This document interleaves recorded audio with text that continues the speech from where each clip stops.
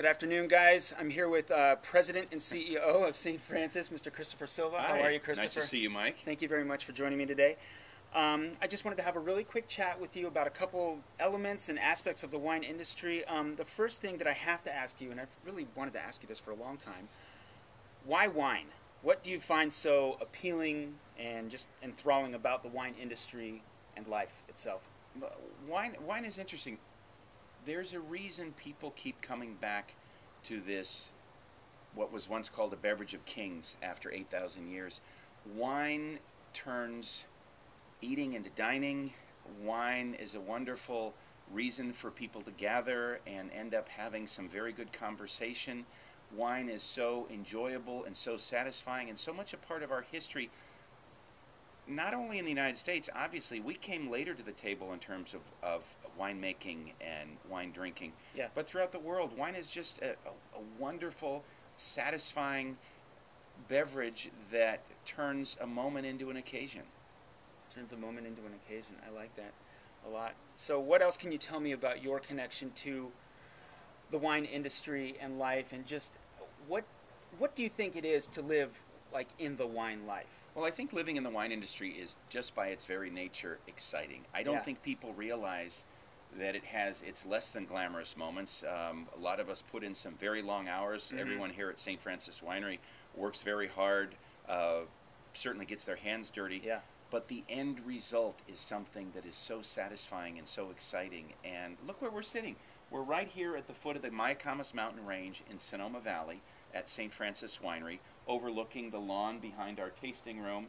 This is our Wild Oak Estate Vineyard right behind me. Yeah. It's a beautiful December morning. There's a blanket of fog over the vineyard, which is one of the reasons Sonoma Valley is such an ideal growing region for a number of varietals, especially Merlot and Chardonnay, as well as several other varietals, but especially Merlot and Chardonnay, those cool, damp mornings, largely due to the fog.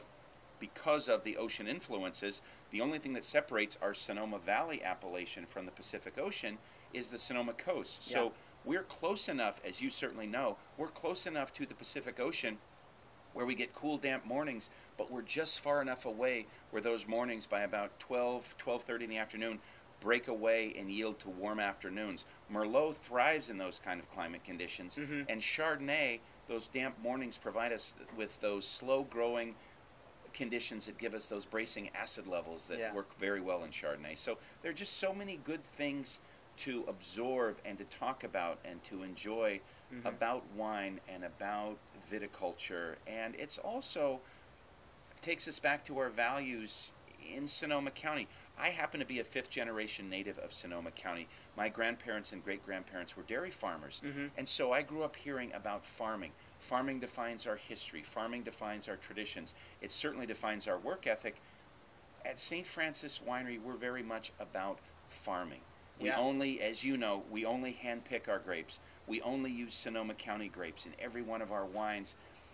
If you're going to be about something, let's be about that which is real, that which is authentic, that which is genuine. Sonoma, farming, the land, which is one of the big reasons we're moving into the sustainability area and have a solar energy system that provides up to 40% of our energy to our whole winery, which is why we're pursuing sustainable measures in our vineyards and in the land and water surrounding our vineyards. So there's something about this wonderful place, this sense of place that is Sonoma, that is farming, that really brings it all back. And a lot of people outside the wine industry, I think you might agree with this, view wine and the wine industry as possibly a tad pretentious, but everything that you described is very human and very relatable and very inviting, really. And that's what I think a lot of people, what I'm certain a lot of people know about St. Francis is that it is so welcoming, so human, so relatable. Well, come on in, let's have a great time and have some great wine. Exactly. Inviting, and the other word I use in addition to inviting is approachable. Yeah. We want wine to be approachable. At the end of the day, this is a beverage. Yes. We think it's a very wonderful beverage, an important beverage, but it is a beverage. Let's enjoy it. Let's share it. Let's surround it with good people and good conversation and not be intimidated by it, because the one thing I've realized about wine is the more people taste and discuss wine, the less intimidated they are by it, Yeah. and therefore the more they enjoy it. And we're trying to achieve both. Okay. I also wanted to address, St. Francis Winery being here in Sonoma County, and we just talked about I'm hospitality. going to sneak ahead of you and have a sip. Okay. I can't. Okay. Why don't we tell the audience what we're sipping though first? Here, this Chardonnay, this beautiful, beautiful white wine That your sister made. Yes. Katie Madigan, your sister, Mike, is our artisan, or pardon me, Katie is our associate winemaker at St. Francis Winery. This is an example of how to work with a winemaking team. You want them to be creative. You don't want to tie their hands when they want to do experiments. This was an experiment with Intato is our unoaked Chardonnay. So this saw no oak, only stainless steel. This is our 2009 Intato. The first time we've ever done this. Very, very small production. No oak Chardonnay. Again, as with all of our wines at St. Francis, all hand-picked, all Sonoma County fruit. And with our Chardonnay, almost entirely night-picked. We find that if you pick the Chardonnay at night, bring it in start at midnight, 4 or 5 a.m., the fruit starts coming in, 40, 42 degrees Fahrenheit to the touch. You're going to hold on to those flavors, those aromas, but especially those bracing acid levels. So let's take a taste. Appearance, and I always go through wine, ANTF, appearance, nose, taste, finish. So appearance, how would you describe the color of the wine?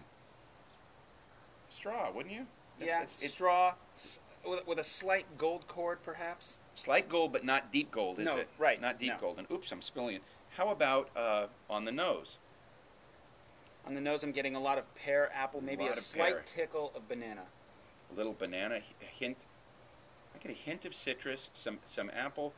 We didn't try to make a Sauvignon Blanc with this. We tried to make a Chardonnay that was, we thought, a true, uninterrupted interpretation of that varietal. And taking away the oak is a style that a lot of people are interested in. And so far, it's been selling very well. Now, remember, when we taste the wine, as you know, tip of our tongue is where we're going to pick up sweet.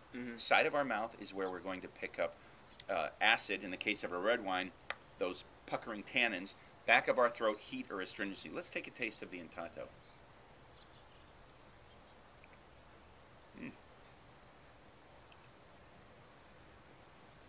Crisp, fresh.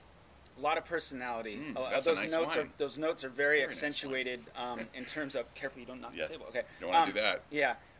Very accentuated notes of apple and crisp. And I also get like a tropical personality on the mouthfeel for me. But, I discuss with my audience a lot. Wine is, and I think this is what makes wine so fun, you can discuss it from a number of angles. It is subjective. Like you will pick up some notes, and then I will pick up some notes. Whatever you do, don't notice the linen truck that just went behind us, because that'll kill the whole vineyard moment. But go ahead. I mean, that's where we have our discussions on appreciating wine. Like what you pick up, what I pick up, and we just kind of take it from there. That's what can make it fun. Which is all the more reason. People ask me when I travel, Mike, they say, how do I learn more about wine?